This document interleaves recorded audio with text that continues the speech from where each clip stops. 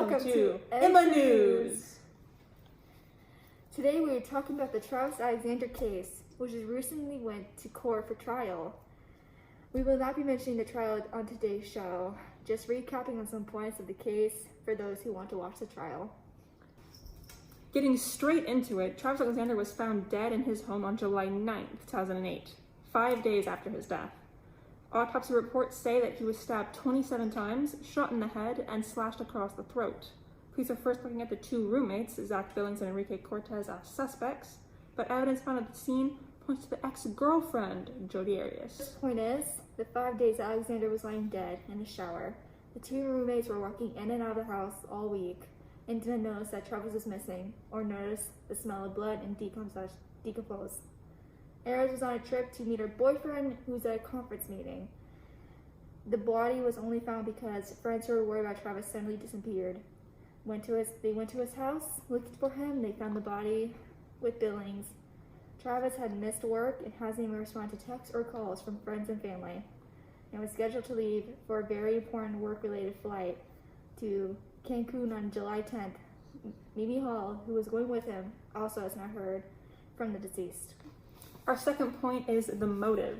Billings nor Cortez had any known motive to kill Alexander. However, Arias was known amongst Alexander's friends and family to be controlling and to get very easily jealous. Listen to this excerpt of the 911 call made by friends when Travis was found. Has he been threatened by anyone recently? Yes, he has. Okay. He has an ex-girlfriend that's been bothering him and following him and slashing tires and things like that. And do you know the ex-girlfriend's name? Her name is Jodi.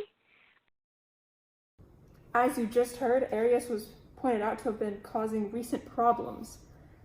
Arias could have been jealous that Travis decided to take Hall instead of her, as was originally planned. Our third and last point is the murder weapon. The knife and gun used in the killing were never officially recovered. The gun was lost somewhere in the desert. When Arias threw it out, but a bullet casing was found at the crime scene, went to a .25 caliber automatic handgun, the same kind of gun that was stolen from Arias' grandparents' house that was reportedly broken into. Many knives were found in the dishwasher. Any evidence that might have been there might have been washed away. Medical examiners could not definitely say that any of those knives were used, just like they cannot say those knives were not used. As our last segment today, we are going to discuss the prime suspect of this case, who is on trial, Jodi Arias.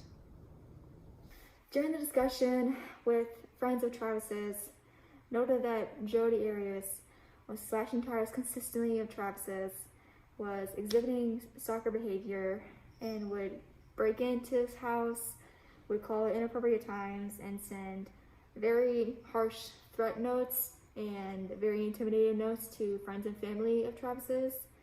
And during the trial and investigation discussions, her stories were all mixed up, saying that she was not there the first time. The second time was there's intruders that happened, and the last one saying self-defense, not making any clear sense of what happened. It is important to note that Jodi and Travis didn't hate each other as much as this case makes it out to be.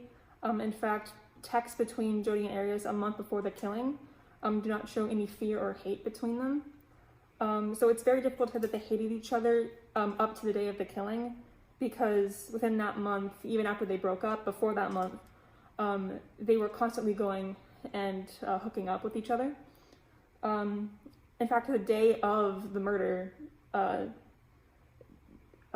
Jodi went over and they had sex in the bedroom, which might have led to the bathroom.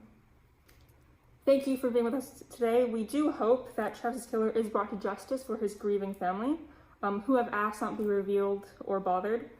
Join us later on EHME News as we follow the trial. Thank you, and back to the studio.